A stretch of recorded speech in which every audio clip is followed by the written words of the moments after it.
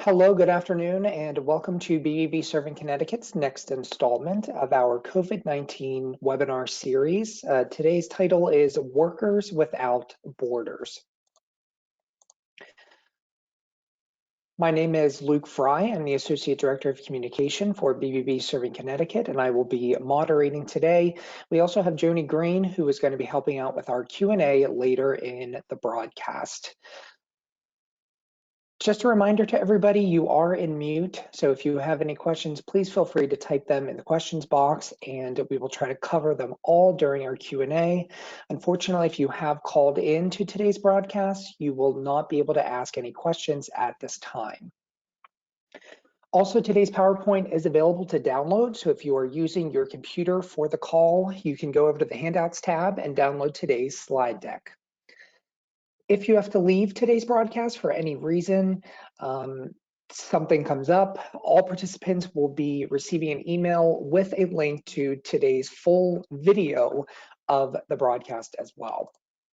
So as our series continues, we invited a representative from We Care Computers on today's webinar to talk to us about business technology and new tools that you can use while you work from home. I'm sure everybody here has been spending an increasingly amount of more time at home on your own computers or on work computers, since many or all of us are not able to go into our actual offices. So business technology is a great topic to talk about right now. And with that being said, today's speaker is Zach Coffey. He is the manager of IT services at We Care Computers. And Zach, thank you so much for joining us today. We are glad to have you here. And for the time being, I'm actually going to turn things over to you, and then we can do some Q&A after you're all done. Sounds good. Thank you very much, Luke. As you had said, my name is Zach Coffey from We Care Computers in West Hartford, Connecticut. So today's, our topic today, as you said, Workers Without Borders. As we've kind of gone through these changing times, we've all kind of had the need to adapt and change our work processes and just be able to optimize these things in order to keep going through our business as best we can. As we've gone through these times, we've had, stay-at-home orders. Some people have shut down businesses ahead of time just to kind of help, reduce the effectiveness or reduce the problems that we have as a result of these times.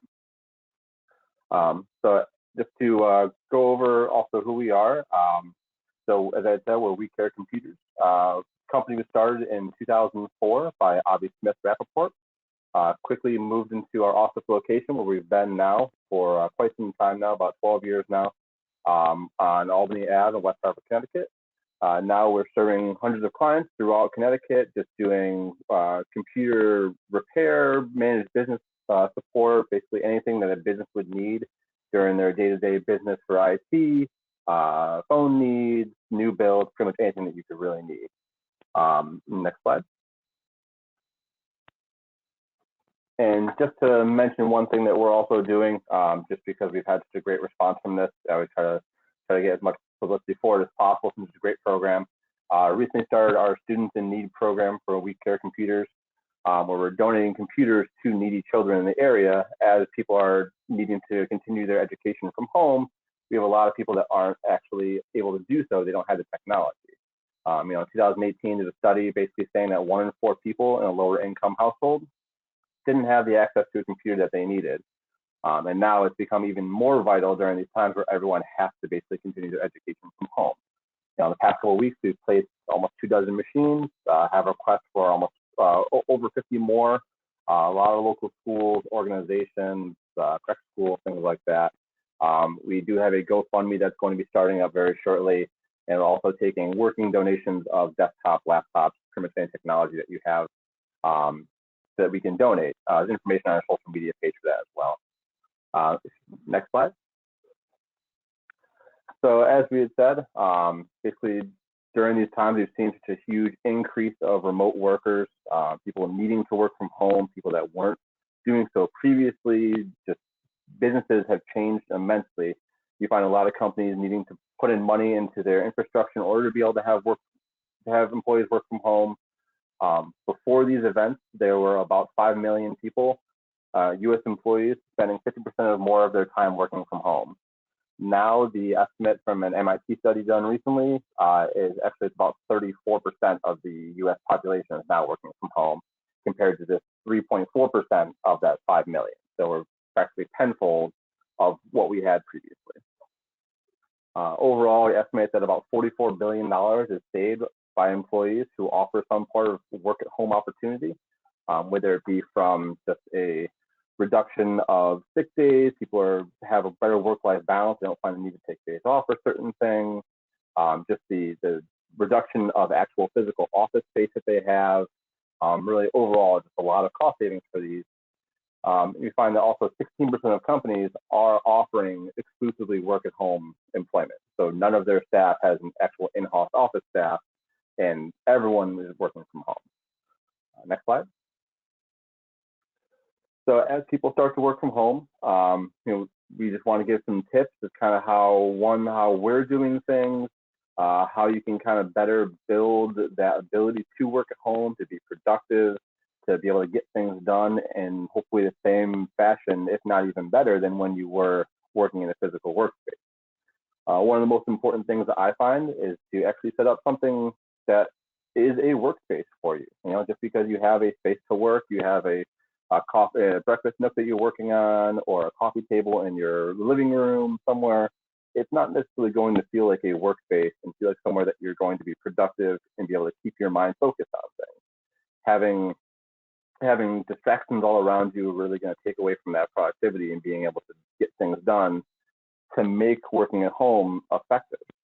You want to make sure that you have comfort, and this comfort, like I said, isn't just a comfortable spot on the couch. Something where you have an actual desk set up to have your space laid out, you have room for all of your necessary needs, someone that's going to be quiet, someone that's going to be very calming for you, that you can focus and really just get things done. Next slide. Show you an example. This is actually my desk at home here, photoshopped into where I would like to be now on a nice beach, but unfortunately, as we know, travel's pretty much shut down. But we have all the things that I use to get the job done. Next slide. So here we have, you see I have my laptop. Some people have a desktop they work from. I have 2 monitors. I've always recommended, if you have a laptop, to have a secondary monitor with a docking station that you can easily plug in and plug out from.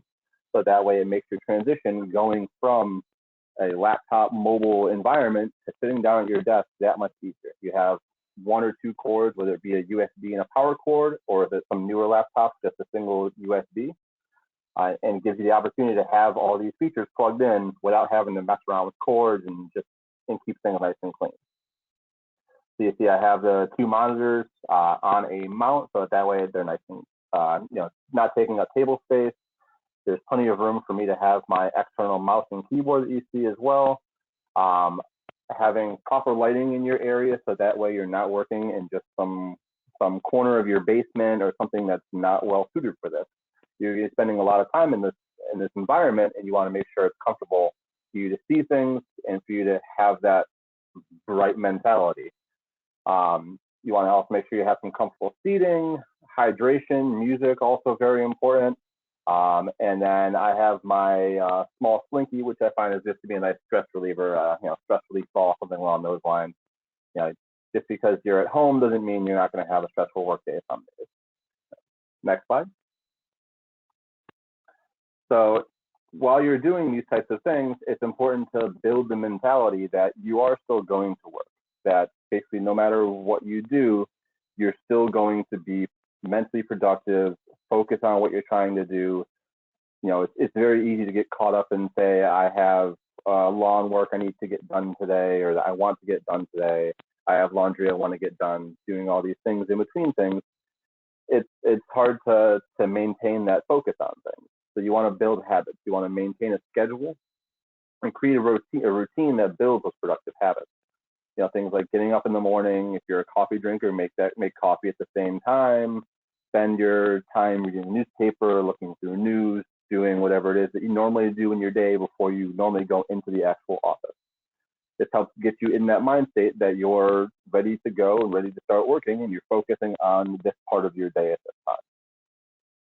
On that same note, you want to make sure you're also getting dressed.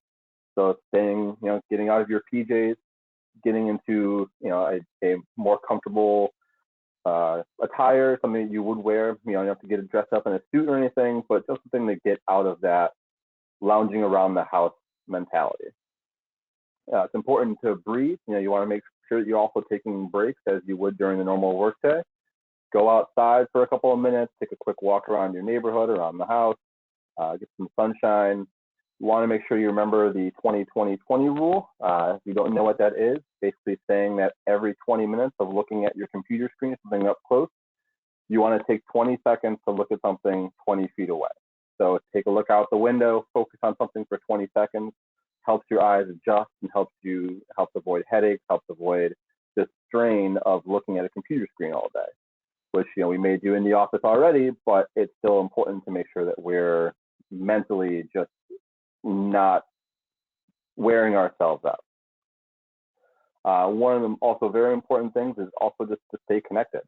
You want to make sure you're keeping up contact virtually with the others in the office, just making sure that you're connecting constantly to maintain collaboration, sharing ideas, keeping things fresh, gives you the opportunity to bounce ideas off of people, doing things such as video chat, doing things such as maybe a work happy hour, things like that, where you have a virtual video chat at the end of the week, something that we do in our company as well that I think has been very beneficial to keeping the team together, even though we're all separated. Next slide. So as people begin to work more and more from home, I think we'll see a big change where companies that that didn't previously have workers working from home are going to see it as an opportunity. If people are putting out the same productive numbers that they were previously, there's not as much disadvantage to having workers working from home. So we're going to see people that have put money into infrastructure to allow people to work at home, possibly keep that and be able to have people working at home on a more regular basis. So, but we want to see how do we do that? How do we stay productive, make sure our employees stay productive? How do we allow that constant communication, sharing files, really a big piece? How do we make sure everyone has the same access to the same resources that they did in office? And how do we make sure people are staying safe online? People are at home, so they're probably more likely to possibly go on Facebook or social media, go on some unproductive website. There is a benefit to that, as I said, as part of that taking breaks piece, where just being able to relax your mind for a few minutes gives you that ability to kind of step out and then step back in fresh. But we want to make sure people are balancing that. So you guys, next slide.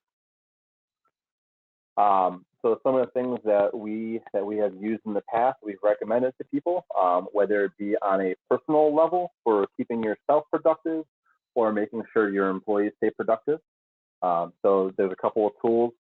Stay Focused and Forest are similar ones. They're plugins to popular web browsers, Chrome, Firefox, Safari, things like that, that allow you to set limits on certain types of websites, for instance. So if you say, I want to be able to dedicate 15 minutes of time to Facebook, but not go over that, it sets a border, it sets a limit on that, and basically it doesn't allow you to access after a certain amount of time. So you can spend 5 minutes here, 5 minutes here, 5 minutes here across the day, and you have a certain time limit that you dedicated for that. Forest is very similar in the same way, but gives a little more of a cuteness to it, I guess. Basically what it does is you plant a tree, and the productive things that you do help that tree to grow. So it gives you something to physically see something happen, so you can see your productivity help grow a virtual tree. Active Track is a tool that allows companies to keep an eye on what their employees are doing during the day on their work laptop. So there are different statistics where we'll show you the amount of time spent on certain websites. It'll give you things such as a screenshot of what they're doing on certain times. You can do a lot of different features just to make sure your employees are staying on track with things. Very low cost to that as well, and the other ones are free. Next slide.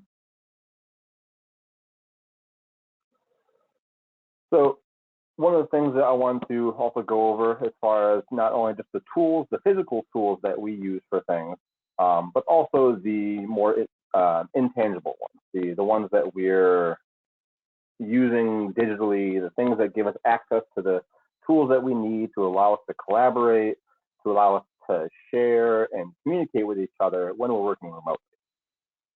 A lot of offices have a on-site server or have on-site resources that aren't accessible remotely, and you have to stay tethered to that physical location in order to use them. We've seen a lot of companies going to cloud resources just so that way they have access to these things wherever they are. Cloud-based file sharing platforms, cloud-based email platforms, applications, so that way your practice management software or your PSA software is all in the cloud. You don't have to be in the office or have some VPN that you have to maintain to get into it. Also allows you to access things from whatever device you need, and gives you some more reliability and safety as well. Next slide. So one of the most important things that we find for a remote worker is that they have reliable internet. There are kind of two sections to that. The internet, which is the external internet coming in from your provider. In the area we have Xfinity, Frontier, Cox is actually another one that's very popular in the area. Depending on what city you're in, what town you're in, you may have one or the other, or none of them. GoNet Speed is a new company that's recently been coming into the area, who is they're laying down a lot of fiber optic networks for people and giving you a lot of really good speed. Something that we've recently switched to as well. That's been a great help for us, giving us reliable upload and download speeds. If you don't have an internet connection, you're not going to be able to work remotely. You're not going to be able to send files back and forth, make those video chats, send those emails. It's just going to cut you off and cut off productivity and allow you not to do anything. Internally, we have our intranet, basically your internal network. So you want to make sure that you've eliminated any problems in your network. If you have spotty Wi-Fi connection, if you have a router or modem that cuts out your connection every once in a while, and it's not something that's reliable for you, you want to make sure you get those pieces out there, because it's going to cause an increased amount of frustration more than it has in the past as you're sitting at your computer for 6 to 8 to 10 to 12 hours a day doing what you need to do. So making sure that you have those pieces in place and that they're set up correctly, they're set up securely, is going to make all of the world of difference to you. Next slide.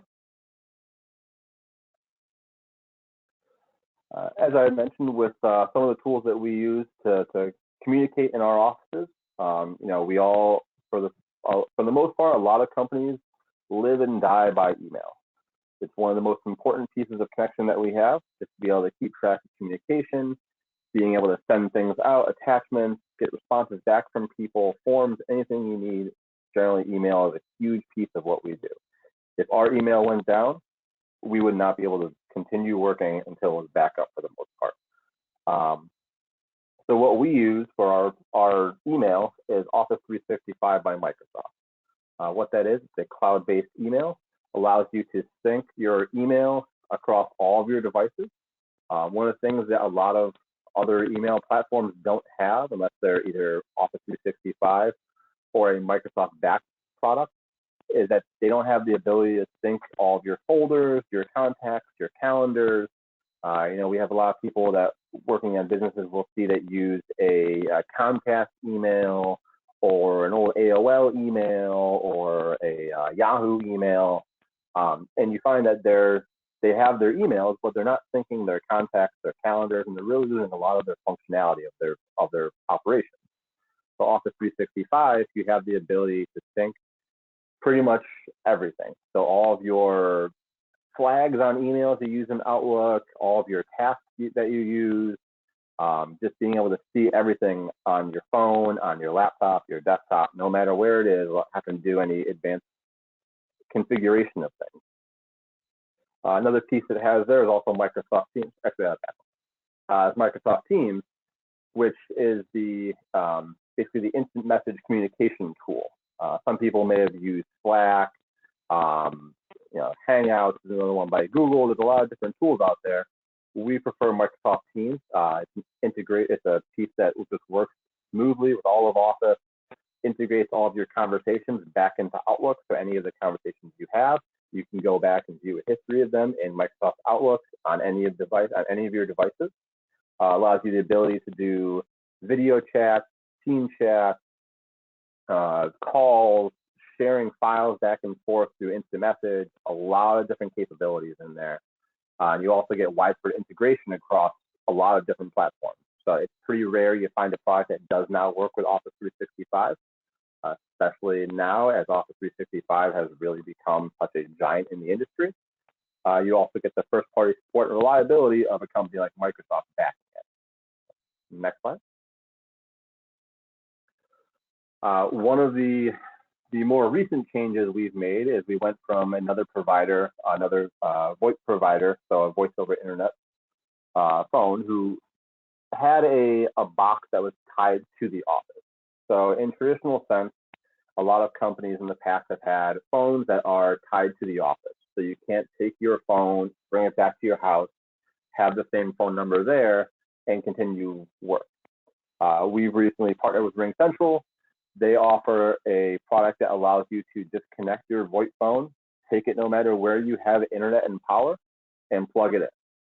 In addition to that, they also have soft phones for pretty much any device you can have out there, Windows, Apple, or Android. Allows you to pick up your cell phone, dial a number, and call out as your office number.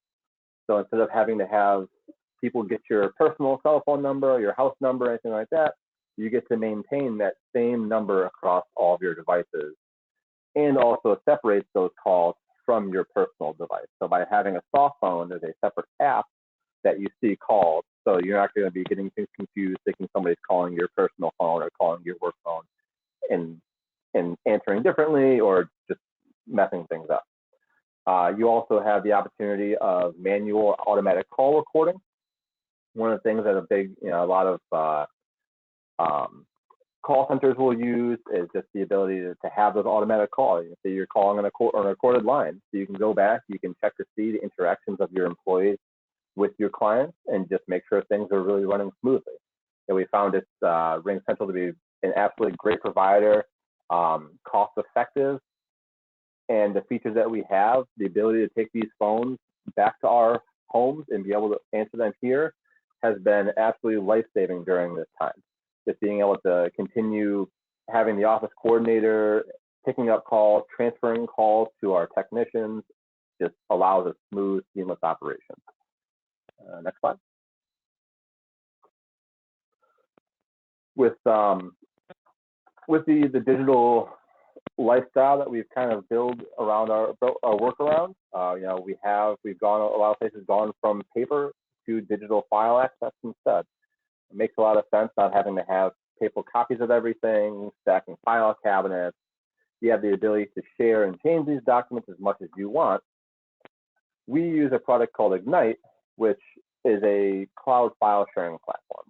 You may be familiar with other ones such as Google Drive, Microsoft OneDrive, Dropbox. There's a bunch of them out there. The reason that we choose Ignite is because it's a business-only platform. They didn't start off by having a residential consumer-grade Dropbox and then make changes to become a business product. They've always focused on business products and the security and the reliability, the tracking features that are in there, the ability to assign tasks to people, really focused around how businesses need to operate. So with this, you have basically a program that gets installed on whatever device you have, your cell phone, your laptop, your tablet, and it allows you to view these files as if they were local on your computer. So anywhere you have internet access, you're able to view all of the files within your cloud file sharing structure.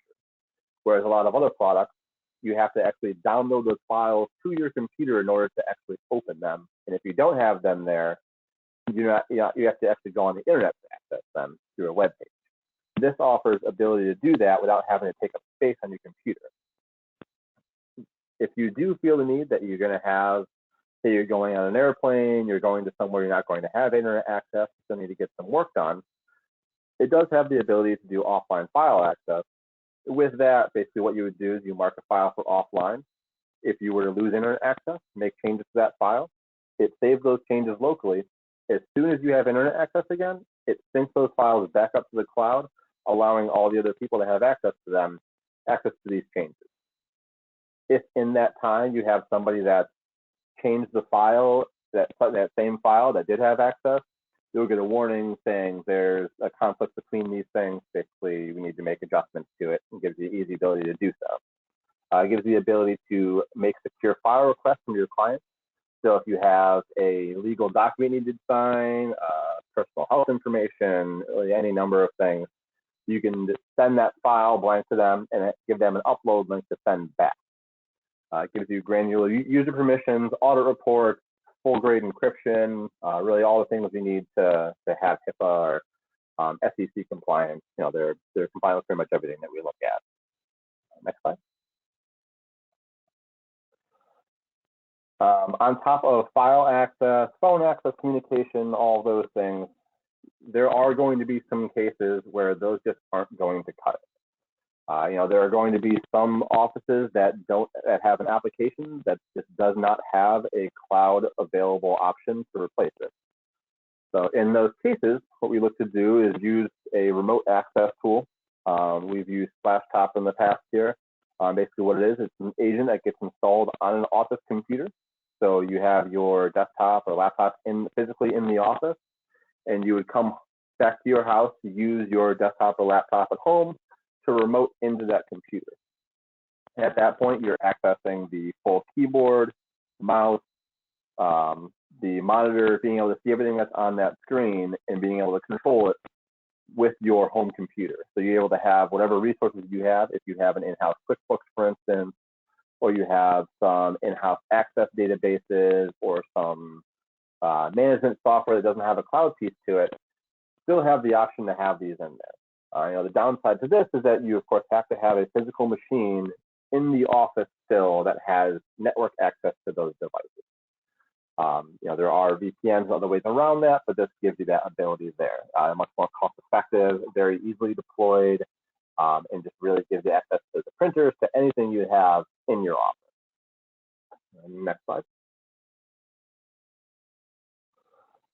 As we have our increased activity, we're also going to have increased threats. We're going to have people that are malicious out there trying to get you to click on things, trying to send you ransomware attachments, trying to just basically cause malicious activity to anyone they can, just because they can, or because they're trying to make money, trying to get information, doing any number of things.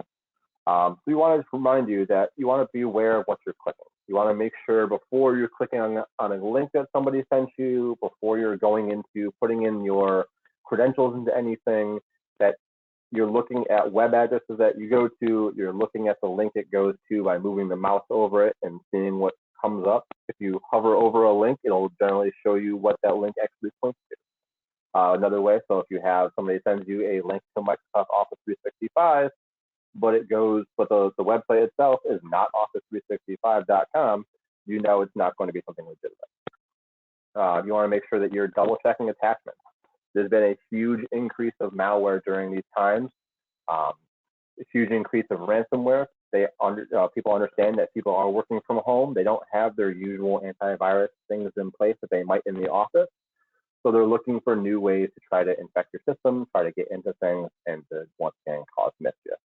You want to make sure that you're staying up to date. If you get messages for Windows to do its updates, you generally want to do those. There are going to be some problems every once in a while if Microsoft puts out a faulty update, but 99% of the time, it's going to be much more beneficial to make sure that you're up to date than just putting those updates to the back end. I would say more importantly than almost anything is to make sure that you back up your important files. And don't just do it once, do it twice. Because if you have an on-site backup that you have and something happens physical at that location, you're still out of files.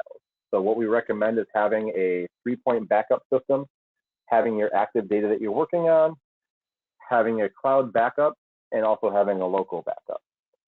Something with a cloud backup that's a managed backup, where an IT company like us is checking to make sure these backups are run and that they're being run properly each day, is going to be beneficial to making sure that you're staying secure. Even if something happens, you have something to go back on. And next slide. And then lastly, you want to make sure you have somebody you can call. Make sure that you have somebody that you can trust. There's a lot of fake IT companies out online, or people saying that they're an IT company and that you have a virus. It's one of the most common ways that we see people calling us for issues like that, is that they have some scareware online that they think is something serious, but it's really just somebody saying that they have a virus. Call this number so you can let us into your computer and we can start causing mischief. So if you need anything as far as support, even if you have just a simple question, our information's here. We're always available. And just make sure that you're staying safe out there, and that's we're all working together to try to get through these times. And I think once companies realize how effective people can still be working from home, we'll see some more changes in these things as well, and it'll kind of continue. So, thank you very much. All right, thank you, Zach. I am going to turn things over to Joni. If there's any questions, I didn't see any currently in the chat box, but I just want to check in with her. In the meantime, Zach, though, I'm so glad you brought up scams and how there is increased activity in scams now that there's an increase of activity of people who are at home working, who could get easily confused, all those pop-ups about updates to your computer. And again, a great tip of hovering over any link sent to you that you're asked to go to, any attachment sent to you, kind of making sure it's from the person you think it is, because these small things really do put a company and a business at risk. Even if one employee, ends up making that bad choice, I guess I can say, of not making sure that link is taking them to a legit site, or that attachment is actually from a employee at their company, is always extremely important, especially now. And I also loved those softwares you talked about that sort of help you stay on track. I have not heard of those, so I will definitely have to check a couple of those out in the future. So Joni, are there any questions right now? None so far. Okay, if not, Zach, are there any other topics you'd like to touch on, or any other points kind of that you left out possibly today? Because we do have a little bit of extra time. If not, that's okay, but I just wanted to open up the floor to you. Yeah, so, I can touch back just on a couple of really quick tips as far as the threats that you mentioned. Just to once again make sure that you're double checking everything before you click it, before you download it and open it. With the note of scareware, one thing to keep in mind is that companies like Microsoft and Google, Apple, they're not going to call you if you have a problem.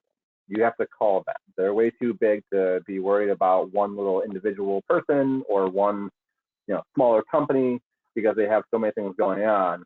So one of the most common things that we see is that somebody says, "Oh, somebody called me, Microsoft called me, told me I have a virus on my computer, I need to check things out." They get a pop-up on the computer saying that they need to check things out. Those are just some of the most common ways that we see people getting scammed by things, and just double checking those numbers. People will see there's a call text Microsoft tech support here. Once again, the way if you got a call from a credit card company saying that we have an alert on your credit card, I wouldn't necessarily call back the number that got left. I would go on CitiCard or Chase or American Express and look for their support number on their website. Call that number back. So that way you have a verified way of knowing that's a legitimate number that you called. That's just a good way to eliminate some of those threats that you're seeing online. Yeah, that's a great tip too. And then also you talking about, all of those cold calls of, hey, Apple called me or hey, Microsoft called me.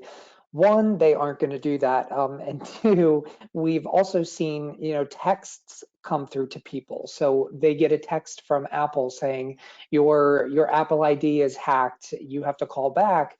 Like you said, trying to find Apple's number or Microsoft's number online so that you know that you're actually calling back that legitimate company and not necessarily using that number told to you by a potential scammer is also a great, extra tip and layer of protection to prevent you from being scammed by any of these sort of tech support scams. All right, I don't see any other questions currently. Zach, thank you so much. You covered a lot, and I think your PowerPoint, again, has a lot of great ideas for softwares that people can kind of check out who are working at home, maybe have a small business or are even a business of one person and have to, keep on track. So thank you. I appreciate it for taking time today to join us. If you are calling in today, you can also follow BBB on social media for any other announcements of our future topics. And I hope you all have a great rest of your afternoon. Thanks again to Zach, and have a great day, everyone.